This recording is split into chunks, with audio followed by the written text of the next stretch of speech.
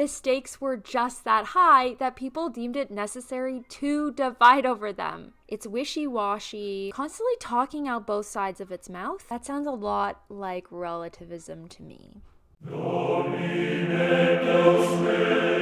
Hi, I'm Jana, and welcome to Catholicism Isn't Scary. This is going to be a short video, but I wanted to show an example that I think shows just how relativistic Protestantism really is, even though the adherents to Protestantism would say otherwise. One of the best quick examples I could give is this video done by Gavin Ortland. Gavin made this video called "Which Denomination Should You Choose?" in which he gives advice to those who are concerned about what church they should actually be a part of. And I'm not trying to specifically pick on Gavin Ortland here or anything, but I did watch a lot of his content when I was a Protestant and I was trying to figure this all out. One of his main answers to this problem is that the stakes just aren't that high in Protestantism. The stakes are not as high in choosing between two Protestant traditions, because the Protestant traditions recognize the church does not begin and end with them. We're not saying we're the one true church. So if you make the wrong decision saying, let's say you become Anglican and you should have been Presbyterian. So if you make the wrong decision saying, let's say you become Anglican and you should have been Presbyterian, or you become Presbyterian and you should have been Methodist or something like this, the difference will not be that you're not in the one true church or you're cut off from the sacraments. It certainly will not be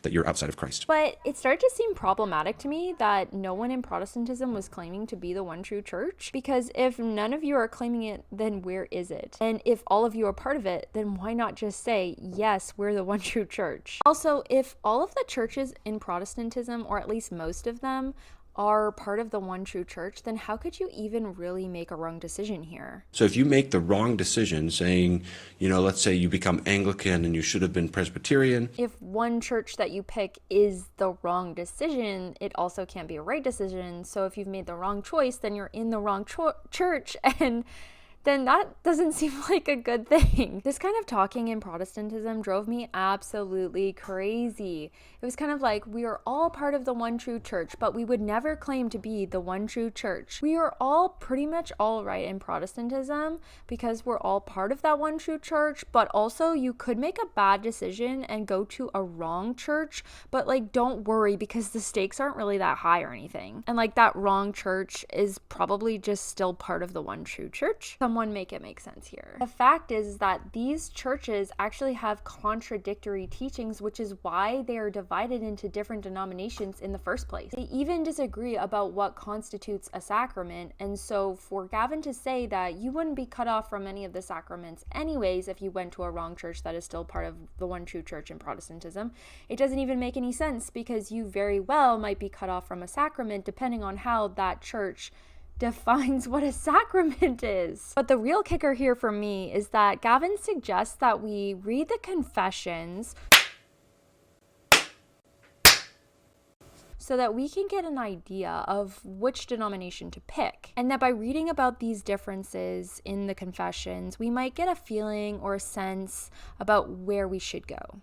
But what I want you to watch is the part where he explains that different kinds of churches in Protestantism are really all acceptable. The differences between high church Protestantism and low church Protestantism really aren't that big, and that they are acceptable. I've just seen the Lord at work in powerful ways in both high church expressions and low church expressions. So I think people can have a really fruitful, edifying experience in different kinds of churches. And that's not to say truth is relative. That doesn't follow. Okay, now listen to that last part again. And that's not to say truth is relative.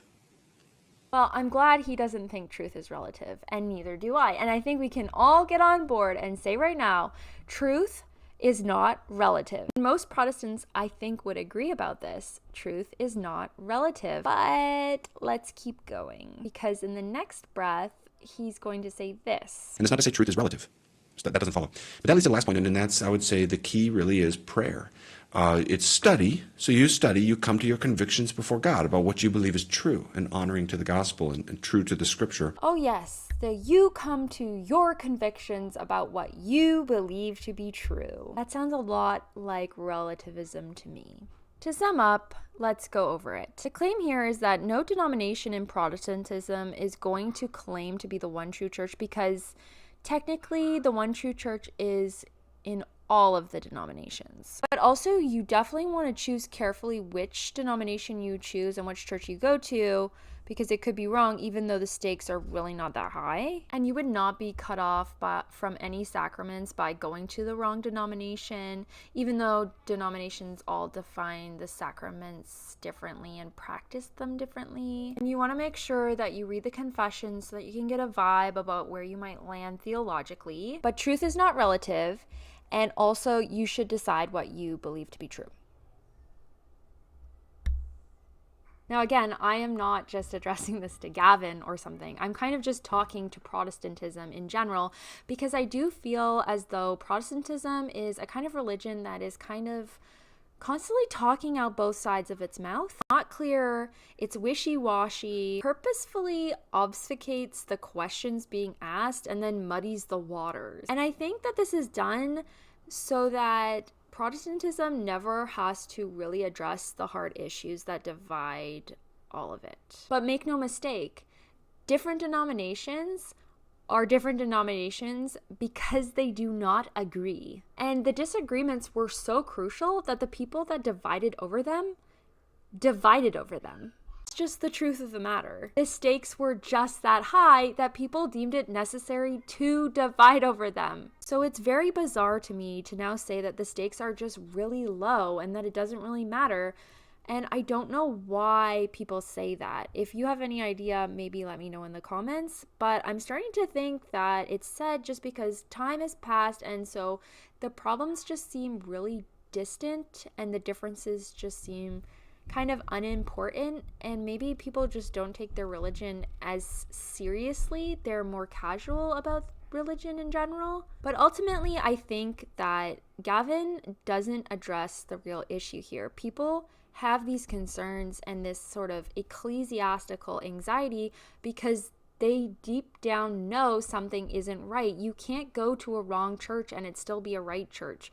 You can't say that the stakes are so low when the stakes were always really high. You can't say that it doesn't matter when all these churches split because they thought it mattered in the first place. And ultimately, telling people to decide on their religion or their denomination just based off of what they believe to be true, based off of their own feelings and perspective, is the very definition of saying that truth is relative. And so if you agree, please subscribe. And if you disagree, please subscribe. I would love to have a conversation in the comments. I like reading them. I'm not going to reply to them all. I'm busy and I just do this on the fly. So if you like what we're doing here, then please subscribe. And also remember, Catholicism isn't scary.